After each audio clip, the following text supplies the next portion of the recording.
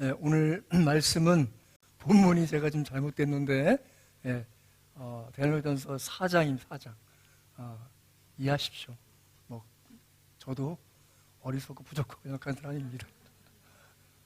자, 4장 13절 18절인데 앞서 읽은 것은 배경이 되는 것이라 이따 또 한 번 또 보겠습니다. 이해하십시오. 고맙습니다. 명절을 잘 지내셨습니까? 저는 추석 당일날 아침에 고향집에 갔는데 음식을 다 준비해 놓으신 형수님이 자리에 없으셨어요. 그래서 그냥 일하러 가셨나? 왜냐하면 휴일도 일하는 일을 하시기 때문에 그런가 보다 하고 이제 했는데 형님 하시는 말씀이 우리 그 형수님 언니 되는 분이 어젯밤에 돌아가셔서 급하게 밤중에 그 서울 장례장에 갔다고 그 얘기를 들었습니다.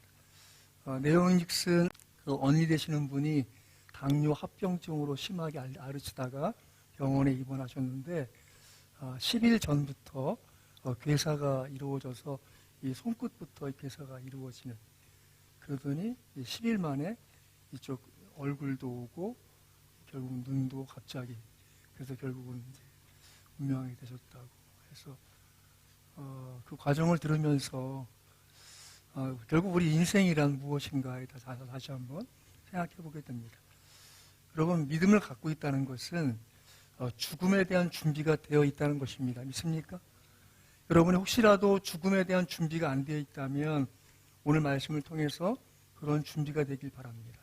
하나님은 우리에게 믿음을 주신 것은 우리의 살아있는 동안 우리의 죽음을 준비해서 죽음 이후에 하나님이 이루실 것들을 받아들일 만한 인생 되기를 원하셔서 우리에게 믿음을 주시기 위해서 아들 예수 그리스도가 이 땅에 오셨고, 그분이 우리처럼 성장 과정을 거치셨고 우리처럼 이 삶의 많은 어려움들을 겪으면서도 그분은 하나님의 뜻을 이루시는 공생애를 하셨고, 결국 우리의 죄를 해결하시고자 그분은 우리를 위해 십자가에 죽으시고 부활해 주셔서 우리가 죽음을 당할 인생이지만 우리에게 주어진 것, 죽음이 끝이 아닌 것을 늘 생각하여 살도록 믿음을 주신 줄 믿으시기 바랍니다.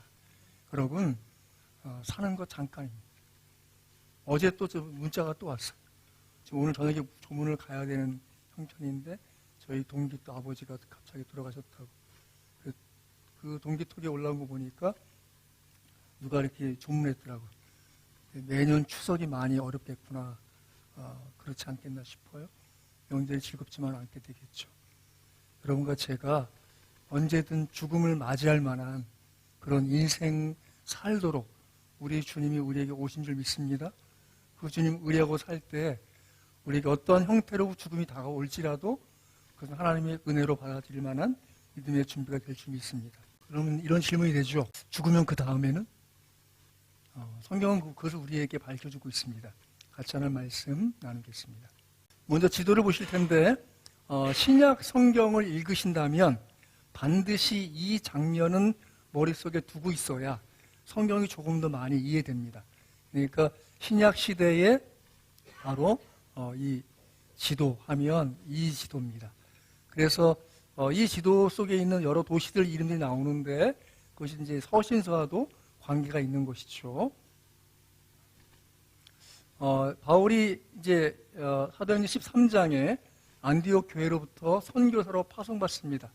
그래서 이 안디옥에서 출발해서 부브로 섬에 살람이라고 가고 바보로 가서 버가로 들어갑니다. 그리고 이 지역은 지금의 튀르기의 지역이에요. 그리고 비시디아 안디옥을 지나서 거기서 핍박을 받고 다시 이고니온으로, 이고니온에서 루스드라로, 다시 더베로, 그렇게 핍박을 피해서 계속 가면서 선교하게 되죠. 그런데 이제 돌아오면서 선교했던 지역들의 교회를 돌아보는 귀한 길에 오르게 됩니다. 더베, 루스드라, 이고니온, 비시디아 안디옥, 이탈리아, 그리고 이제 다시 수리아 안디옥으로 들어갑니다.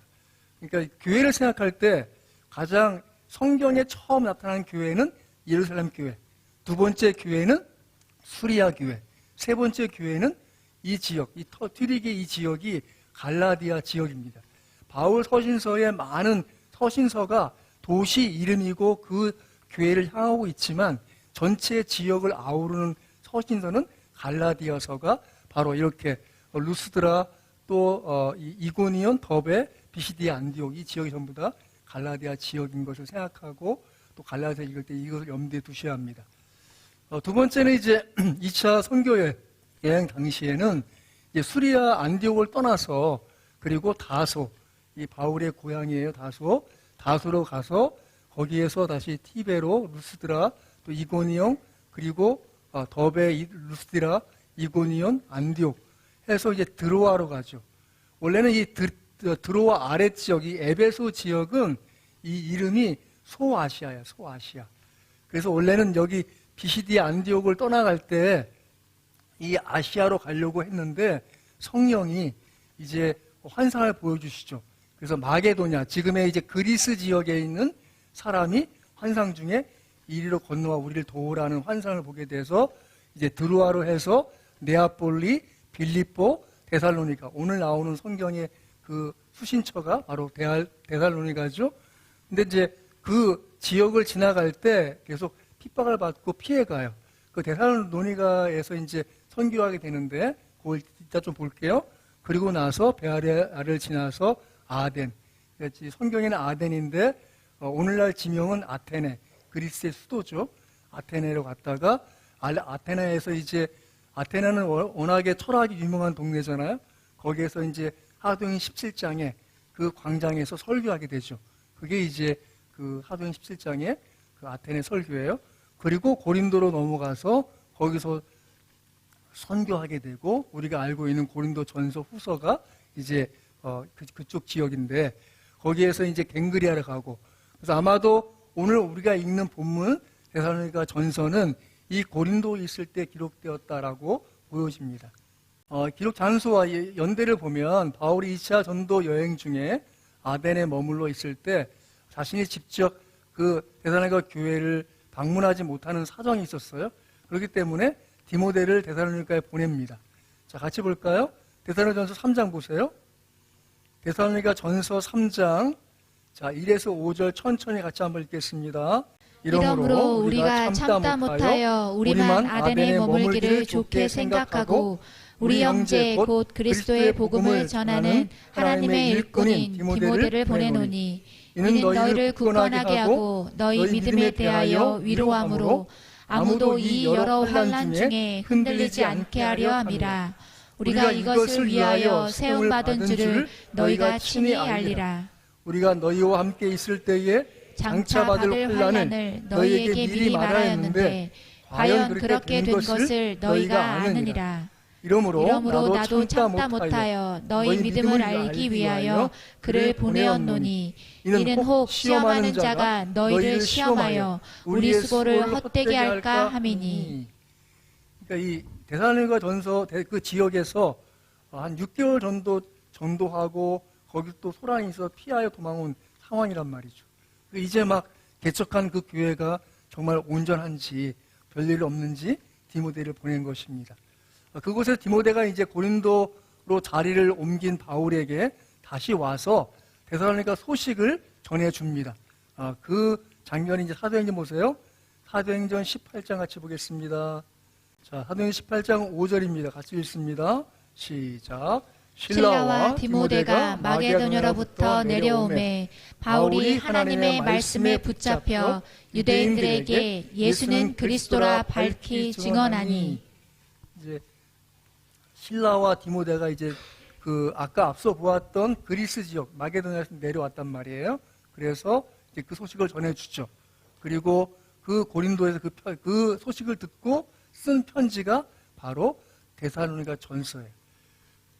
여기서 중요한 게 뭐냐면 신약 성경에서 제일 먼저 쓰인 서신서 마태, 마가, 누가 복음서보다 더 먼저 사도행전보다 더 먼저 가장 최초로 기록한 신약 성서가 바로 데살로니가 전서인 거예요. 그래서 AD 49에서 52년 사이 아마 AD 51년이라고 보는데 그때 기록한 성경이 바로 이 데살로니가 전서입니다. 이제 이 2차 선교 여행 그 중에 결국 이 고린도에서 지금 이 편지를 쓴 거예요. 그리고 나서 이제 그 일에 대해서 조금 더 확인하기 위한 과정을 지나고 갱그레로 갔다가 에베소로 가서 그 다음 다시 가이사라 그리고 예루살렘 교회로 방문하게 되는 것이죠. 이 데살로니가 교회가 어떻게 개척되고 있는지를 보는 장면이 바로 사도행전 17장 1에서 5절입니다. 그 회당장 야손의 집에까지 들어가서 바울과 실라를 찾는, 그리고 결국은 거기서 결국 나올 수밖에 없어서 이제 베레아로 옮기게 되는 것이죠. 그 베레아로 옮겨서 하나님의 말씀을 증언하는 그런 일을 하게 됩니다. 제2차 선교 여행 중에 유럽 지역의 첫 교회를 빌립보에 세워, 빌립보 교회가 첫 번째, 그러니까 마게도냐에 세운 첫 번째 교회가 빌립보 교회고 두 번째 교회가 데살로니가 교회예요. 그래서 이제 그런데 바울이 결국 거기서 그 유대인들의 폭동, 빌립보서부터 사람이 따라온 거예요. 따라와서 바울을 핍박하려고 하는 것에서 다시 피할 수밖에 없기 때문에 베레아로 가게 되죠. 그런데 베레아 사람들은 데살로니가 사람들보다 더 신사적이다라고 말씀이 있어요. 같이 볼까요? 17장 10절 11절 같이 한번 읽습니다. 시작. 밤에 형제들이 곧 바울과 실라를 베레아로 보내니 그들이 이르러 유대인의 회당에 들어가니라. 베레아에 있는 사람들은 데살로니가에 있는 사람들보다 더 너그러워서 간절한 마음으로 말씀을 받고 이것이 그러한가 하여 날마다 성경을 상고함으로. 그래서 이제 거기에서도 믿음의 사람들이 생기게 되죠. 다시 또 옮겨서 이 아덴으로 옮겨서 전도하게 됩니다. 자, 13절부터 15절 보겠습니다. 시작. 데살로니가에 있는 유대인들은 바울이 하나님의 말씀을 베레아에서도 전하는 줄을 알고 거기도 가서 우리를 움직여 소동하게 하거늘 형제들이 곧 바울을 내보내어 바다까지 가게 하되 실라와 디모데는 아직 거기 머물더라. 바울을 인도하는 사람들이 그를 데리고 아덴까지 이르러 그에게서 실라와 디모데를 자기에게로 속히 오게 하라는 명령을 받고 떠나니라. 그래서 이제 거기에서 디모데를 빨리 좀 보내달라고 해서 이제 디모데가 데살로니가 소식을 가지고 오게 된 것이죠. 그때 이제 바울은 본서에 등장하는 디모데와 실라를 아덴에서 불러서 합류하게 되고, 또 바울은 충분히 복음을 전파하지 못하고 떠나온 데살로니가 교회에 대한 걱정과 또 성도들에 대한 애정이 컸기 때문에 그들을 지도하기 위해서 바로 이 재방문하는 마음이 있었지만 근데 가지 못해요. 같이 볼까요? 2장 17절 18절 같이 한번 읽습니다. 시작. 형제들아, 우리가 잠시 너희를 떠난 것은 얼굴이요 마음은 아니니 너희 얼굴 보기를 열정으로 더욱 힘썼노라. 그러므로 나 바울은 한 번, 두 번 너희에게 가고자 하였으나 사탄이 우리를 막았도다. 그렇게 좌절을 겪게 되죠. 그리고 디모데를 자기 대신 데살로니가 교회를 파견해서 데살로니가 교인들의 그 신앙을 점검하고 복귀하고 고난을 위로하고 환난을 이길 힘을 주고자 했던 것입니다. 데살로니가 전서에는 칭찬과 격려가 많아요. 그 대표적인 것이, 자, 1장 볼까요? 데살로니가 전서 2절 4절 같이 천천히 읽습니다. 시작. 우리가 너희 모두로 말미암아 항상 하나님께 감사하며 기도할 때에 너희를 기억함은 너희의 믿음의 역사와 사랑의 수고와 우리 주 예수 그리스도에 대한 소망의 인내를 우리 하나님 아버지 앞에서 끊임없이 기억함이니 하나님의 사랑하심을 받은 형제들아 너희를 택하심을 아노라. 믿음의 역사, 사랑의 수고, 소망의 인내가 충만한 교회, 바로 데살로니가 교회입니다. 그런 교회였기 때문에 좀 더 애정이 있었고 깊이 있는 관심으로 그들을 격려하고자 이 서신을 썼는데, 그들에게 이제 어떤 좀 문제가 있던 것이 있었어요. 자, 바울이 이제 아덴에서 고린도로 옮겨가서 복음을 전파하고 있을 때 디모데가 돌아왔고, 돌아온 디모데에게 바울은 데살로니가 교인들의 훌륭한 신앙생활을 하고 있음을 보고받게 되죠. 그리고 이에 바울은 데살로니가 교인들의 믿음과 사랑, 소망을 칭찬하고 환난 가운데서 믿음의 본을 보인 그것을 격려하기 위해서 이 문서를 기록하게 됩니다. 자, 이후에 보면 자 1장 보세요. 1장 6절부터 10절까지 천천히 보겠습니다. 시작. 또 너희는 많은 환난 가운데서 성령의 기쁨으로 말씀을 받아 우리와 주를 본받은 자가 되었으니 그러므로 너희가 마게도냐와 아가야에 있는 모든 믿는 자의 본이 되었느니라. 주의 말씀이 너희에게로부터 마게도냐와 아가야에만 들릴 뿐 아니라 하나님을 향하는 너희 믿음의 소문이 각처에 퍼졌으므로 우리는 아무 말도 할 것이 없노라. 그들이 우리에 대하여 스스로 말하기를 우리가 어떻게 너희 가운데에 들어갔는지와 너희가 어떻게 우상을 버리고 하나님께로 돌아와서 살아계시고 참되신 하나님을 섬기는지와 또 죽은 자들 가운데서 다시 살리신 그의 아들이 하늘로부터 강림하실 것을 너희가 어떻게 기다리는지를 말하니 이는 장래의 노하심에서 우리를 건지시는 예수시니라. 아멘. 이들의 믿음에 대해서 이들의 과거, 믿음의 과거는 무엇인가 하면 9절 하반절에 보면 어떻게 우상을 버리고 하나님께 돌아와서 원래 우상을 섬겼단 말이죠. 그리고 현재는요 참되신 살아계시고 참되신 하나님을 섬기는지 그들의 신앙의 미래에 대한 기대는 무엇입니까? 그의 아들이 하늘로부터 강림하실 것을 너희가 어떻게 기다리는지 그런 믿음의 과거, 현재, 미래에 대한 그림이 분명했던 사람들 바로 데살로니가 교인들이죠. 그래서 그들에 대해서 믿음의 본을 보인 것을 격려하기 위해서 본도를 썼는데 근데 그들은 이제 종말에 대한 관심이 컸어요. 같이 말씀 읽어볼까요? 같이 사도행전 11장 28절 시작. 그 중에 아가보라 하는 한 사람이 일어나 성령으로 말하되 천하에 큰 흉년이 들리라 하더니 글라우디오 때에 그렇게 되니라. 이 글라우디오 황제 때 큰 흉년이 들었어요. 이 전 지역에 그것 때문에 그들이 기억한 것이 무엇인가 하면 예수님 말씀에 같이 읽습니다. 시작. 민족이 민족을 나라가 나라를 대적하여 일어나겠고 곳곳에 기근과 지진이 있으리니. 예수님께서 곳곳에 기근이 있다고 하셨는데 지금 천하에 흉년이 들어 기근이라면 주님이 다시 오시지 않겠나라고 하는 기대가 그들한테 있던 것이죠. 또 뿐만 아니라 로마 제국의 칼리굴라 황제는 이 AD 37, 41년에 재위했는데 죽기 직전에 예루살렘 성전에 자신의 그 상을, 동상을 세우려고 원했어요. 근데 이제 그것이 이 대전간 후서 2장 3에서 8절 보면 같이 천천히 읽어볼까요? 시작. 누가 어떻게 하여도 너희가 미혹되지 말라. 먼저 배교하는 일이 있고 저 불법의 사람 곧 멸망의 아들이 나타나기 전에는 그날이 이르지 아니하리니 그는 대적하는 자라 신이라고 불리는 모든 것과 숭배함을 받는 것에 대항하여 그 위에 자기를 높이고 하나님의 성전에 앉아 자기를 하나님이라고 내세우느니라. 내가 너희와 함께 있을 때에 이 일을 너희에게 말한 것을 기억하지 못하느냐. 그렇게 그 황제가 지금 신 위에 자기를 높여서 심지어 예루살렘 성전에까지 자기 우상을 세운다는 것에 대해 볼 때 이건 이제 종말이 가까운 것이 아니냐라고 그들은 관심이 컸던 것이죠. 뿐만 아니라 예수님께 하신 말씀 시작. 예수께서 이르시되 내가 말하였느니라.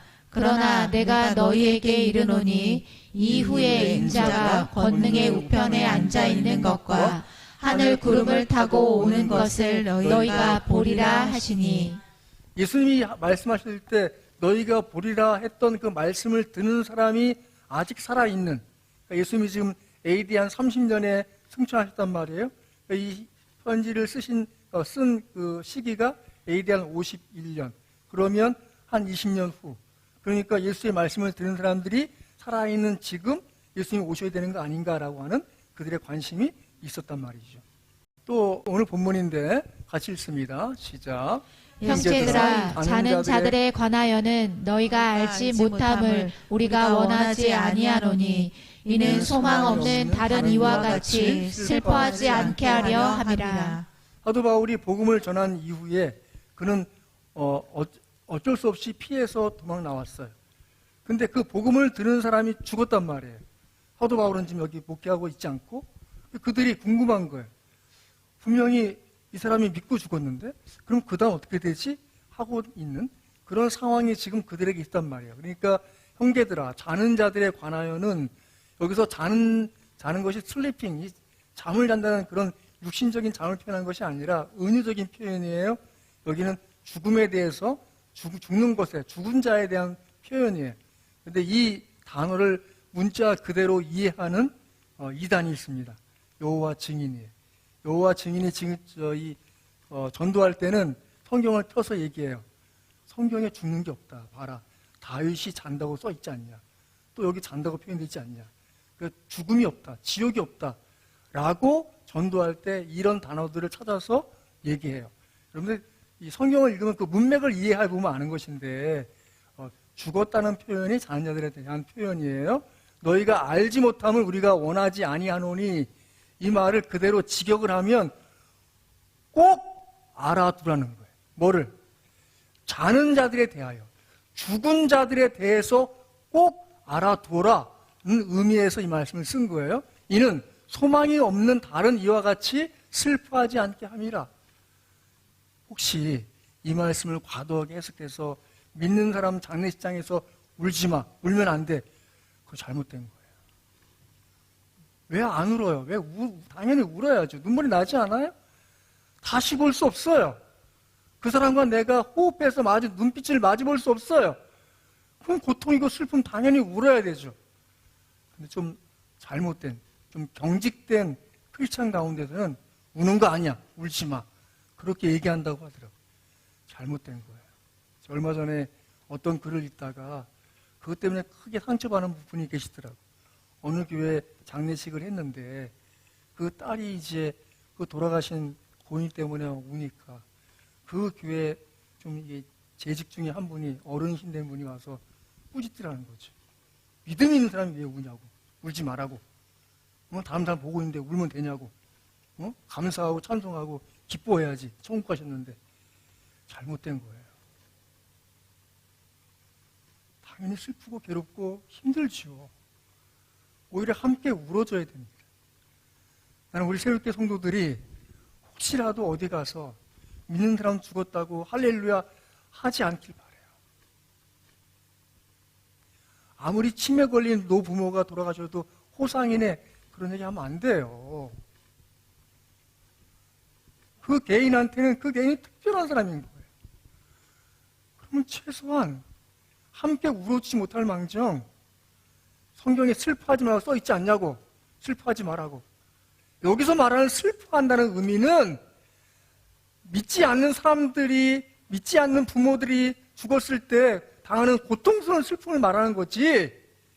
소망이 있지만 당장 내 손을 만질 수 없고 내가 눈빛을 교환할 수 없는 그런 고통스러운 슬픔은 당연히 더 우셔야 된다고. 지금 우셔야 된다고. 그런 얘기를 해줘야 되는 거예요.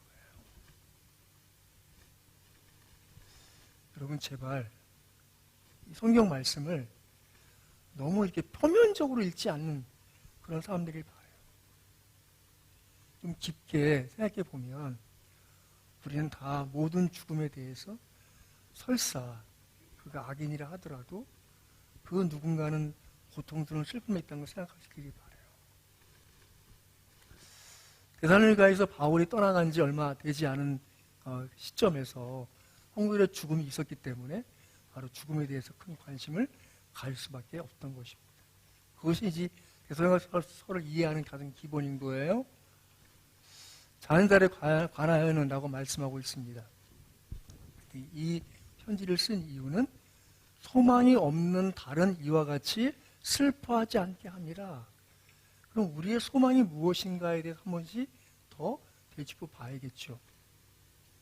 같이 천천히 읽겠습니다. 시작. 우리가 예수께서 죽으셨다가 다시 살아나심을 믿을진대 이와 같이 예수 안에서 자는 자들도 하나님이 그와 함께 데리고 오시리라.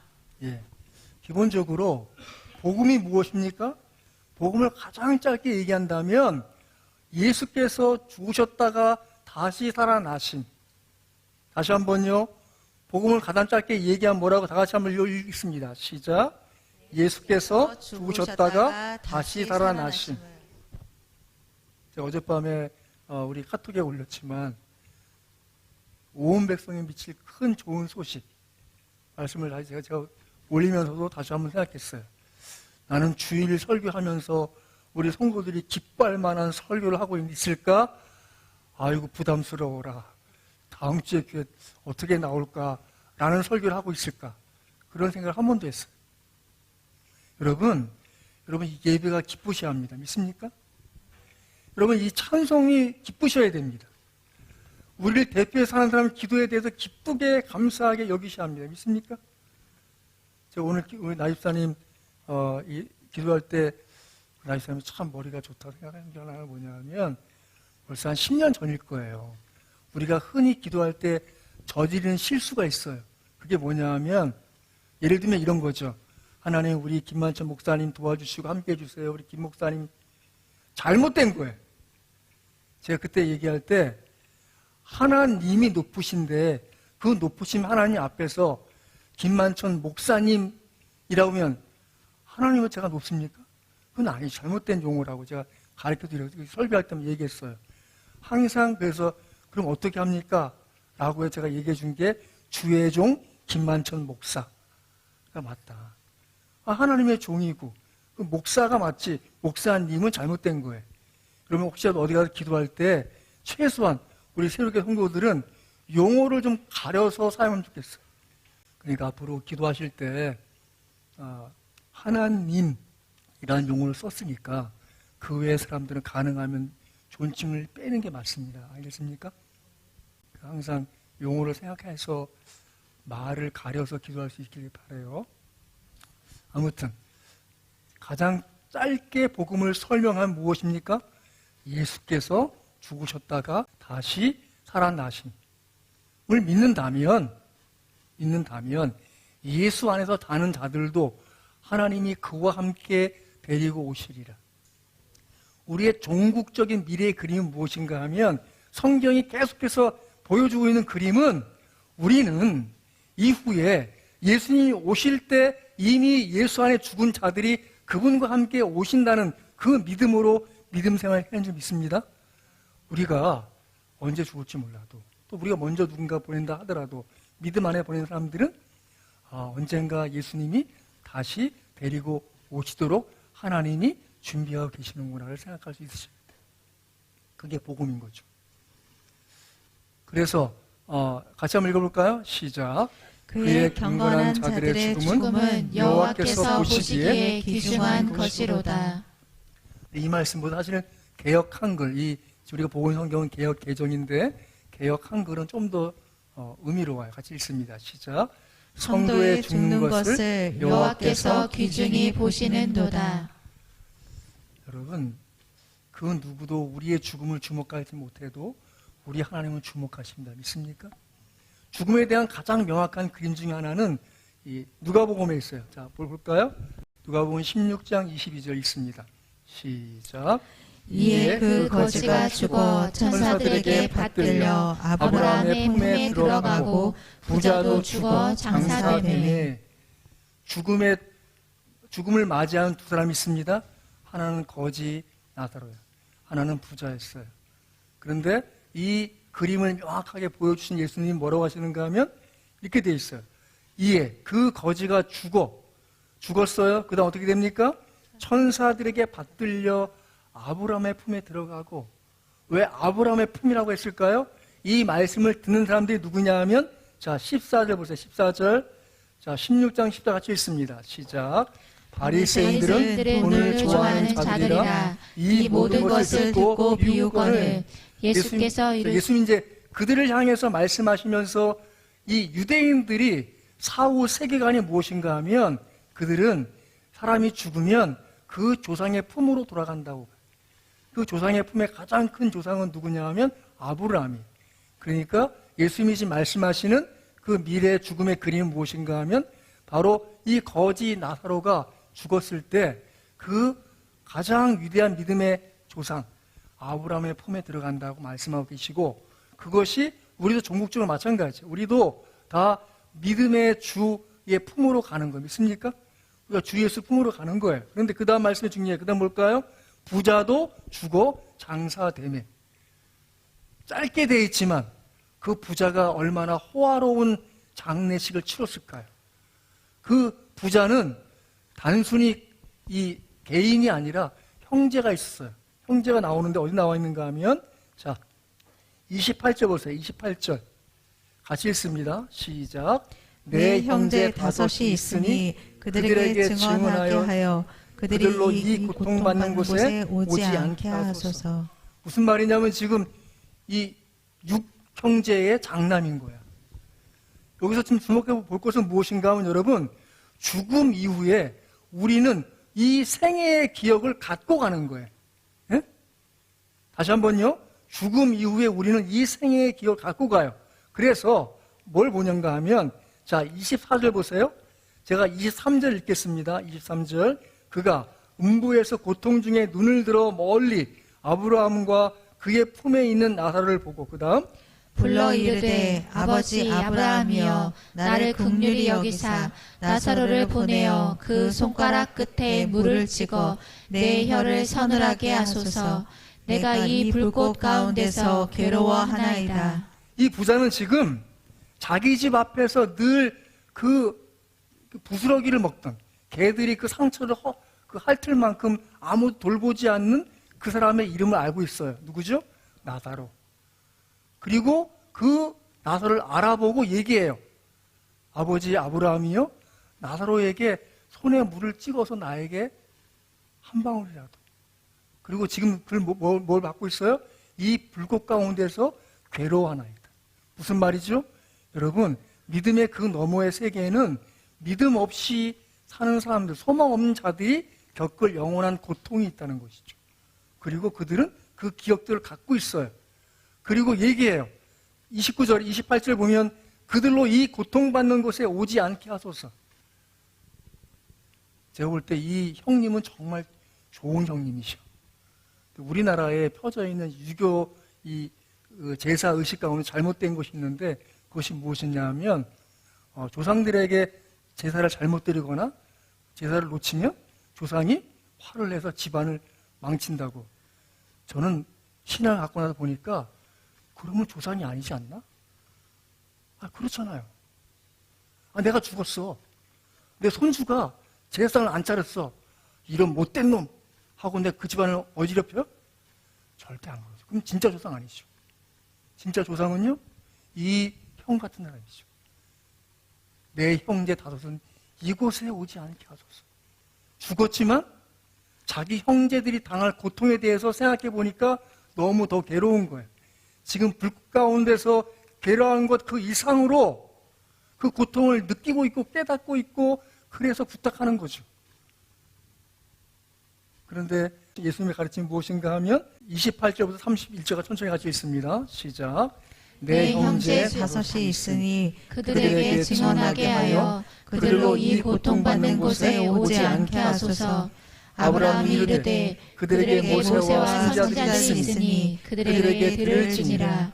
이르되 그렇지 아니하나이다. 아버지 아브라함이여 만일 죽은 자에게서 그들에게 가는 자가 있으면 회개하리이다. 이르되 모세와 선지자들에게 듣지 아니하면 비록 죽은 자 가운데서 살아나는 자가 있을지라도 권함을 받지 아니하리라 하였다 하시니라. 죽은 자 가운데서 살아나는 자가 있을지라도. 누구십니까? 예수님이시죠. 우리가 예수를 전할 때 예수님은 우리 죄를 위해 죽으셨고 우리 죄를 위하여 부활해 주셔서 우리 영생이 있습니다 얘기하지만 그걸 받아들이지 않죠.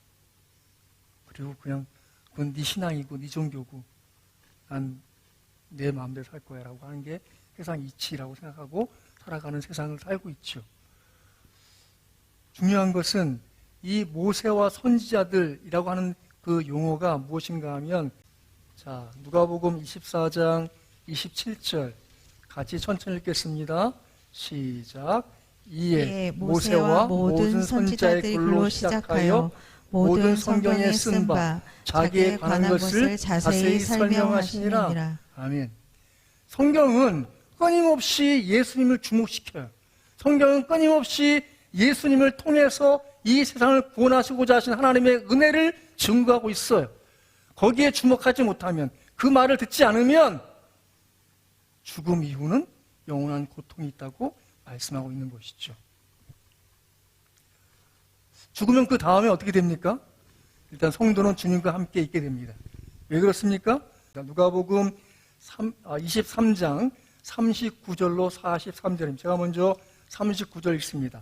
달린 행악자 중 하나는 비방하여 이르되 내가 그리스도가 아니냐 너와 우리를 구원하라 하되 하나는 그 사람을 꾸짖어 이르되 내가 동일한 정죄를 받고서도 하나님을 두려워하지 아니하느냐. 우리가 행한 일에 상당한 보응을 받는 것이니 이에 당연한 것이거니와 이 사람이 행한 것은 옳지 않은 것이 없느니라 하고 이르되 예수여 당신의 나라에 임하실 때에 나를 기억하소서 하니. 다시 읽습니다.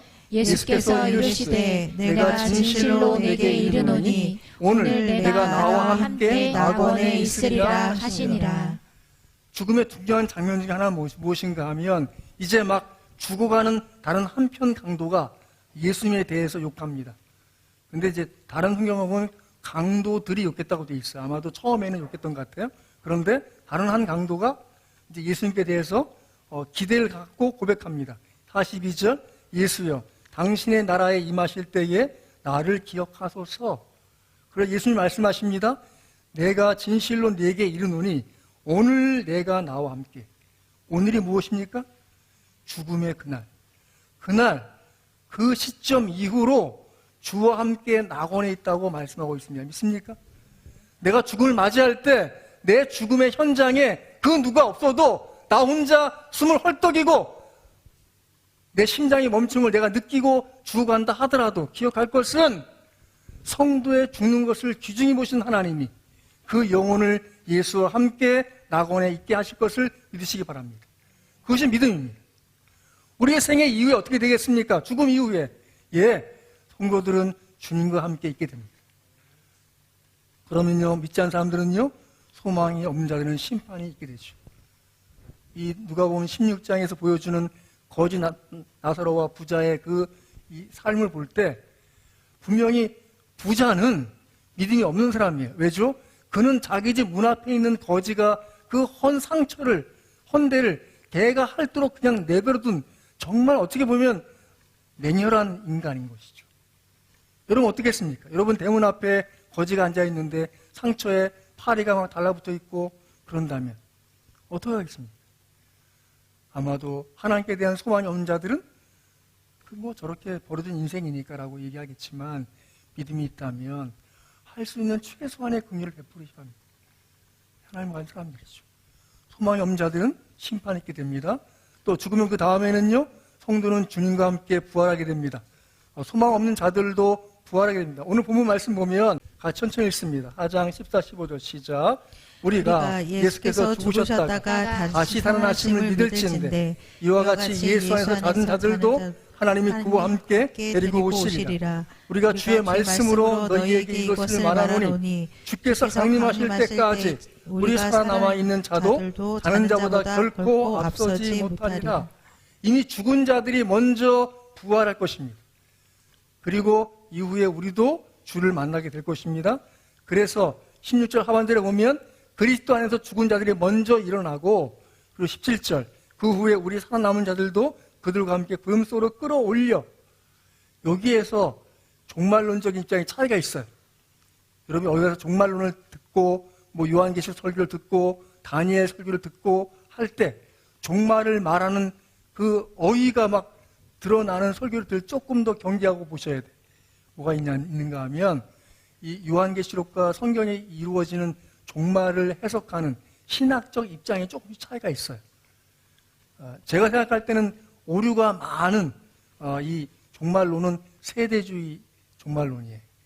그건 짧게 단순하게 성경을 해석해요. 인류 역사는 6,000년. 그리고 마지막 1,000년 왕국이 지상에서 이루어질 거야. 그런데 6,000년이 끝나는 그때 예수님이 오셔서 공중에서 끌어올리시고 이 땅에 큰 환란이 있게 될 거야. 그리고 다시 이 예수님 땅에 내려오셔서 이 모든 세상은 이제 각 사람이 다스릴 수 있는 왕이 될 거야. 뭐 이런 식으로 해석을 해요. 제가 지금 짧게 앞서게 얘기한 거예요. 그건 조금 경계하시고 들으셔야 돼요. 여기서 말할 때 저 같은 입장은 이제 무천년주의 종말론이라고 하는데 예수님이 지금 이 모든 세계를 다스린다고 믿어요.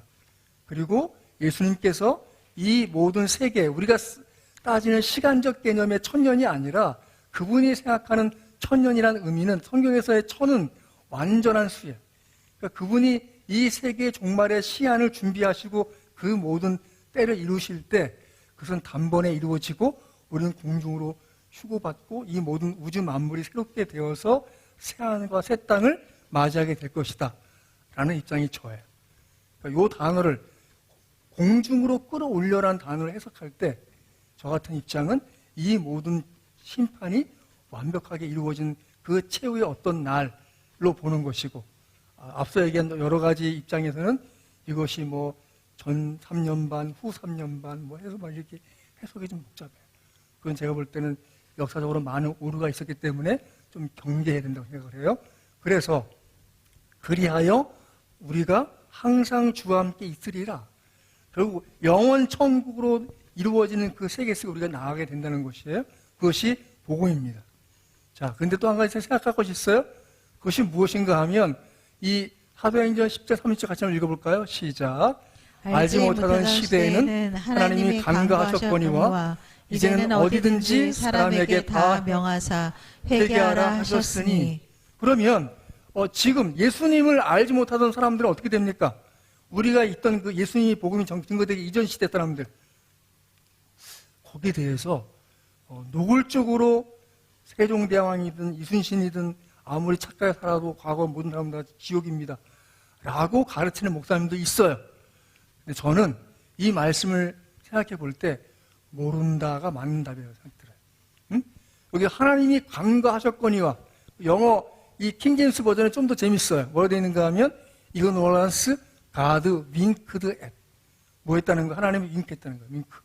하나님이 윙크해서 살짝 봐줬다는 거예요. 몰라 어떻게 된지를. 그러니까 너무 함부로 양단을 나누어서 지옥, 천국, 어리석은 태도예요. 때로는 모르면 모른다고 하세요.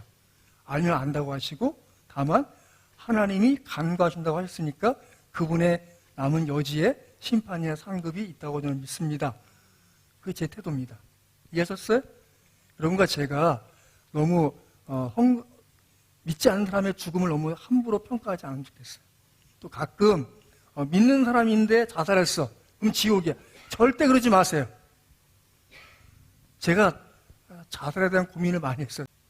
용서하세요. 저도 몸이 힘들고 마음 괴롭고 어려운 시간에 하나님 앞에 죄송하지만 어떻게 하면 아무도 모르게 죽을 수 있을까를 생각해 본 적이 있어요.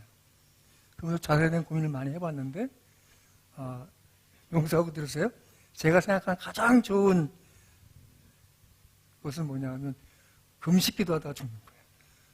그러면 내가 40일 우리 교인들 얘기 여러분 제가 40일 작정 금식기도를 하겠습니다. 요즘은 참 흔하지 않는 일인데 과거에는 목사님들이 기본 교회에 어려움이 있으면 무조건 다 뭐 7일, 21일, 40일 다 금식했어요. 어떻게 하냐고요? 물만 먹고요. 40일 동안. 그러면 정말 나중에 피골이 상접하죠. 근데 또 죽기도 해요. 정말 체력적이 안 되니까 죽기도 해요. 제가 아는 자매 어머니가 40일 작정기도 하다가 돌아가셨어요. 그 자매가 굉장히 그 생각할 때마다 괴로워하는데 아무튼 그런데 순교도 어떤 면으로는 자살 아닌가? 라는 고민을 한 적이 있어요. 그렇잖아요. 죽음을 선택하는 거잖아요. 다른 사람 날 죽이도록 나를 내놓는 거잖아요. 그러니까 그것도 일종의 자살 아닌가? 라는. 그리고 또 거꾸로 자기는 죽고 싶지 않았는데 순교당한 사람도 있어요. 우리가 모르잖아요. 대놓고 난 예수 안 믿습니다. 그냥 죽었어. 밖에서 볼 때는 그 사람은 순교당한 거야. 그런 소설도 있어요. 책 제목이 순교자고, 그건 영어로 먼저 출판됐고 우리나라에 번역된 책인데, 그 배경은 유교 시대에 그러니까 배교자 목사가 있는데 굉장히 지탄받아요. 왜냐하면 목사님들을 끌고 가서 다 죽이고 그 사람만 살려보냈어. 그러니까 다른 성도들이 볼 때는 분명히 그 사람은 예수님을 안 믿겠다고 하고 나온 사람이다 라고 하고 굉장히 많은 치욕을 겪게 해요. 근데 나중에 이 소설의 말미에 나오는데 알고 보니까 거꾸로였던 거예요.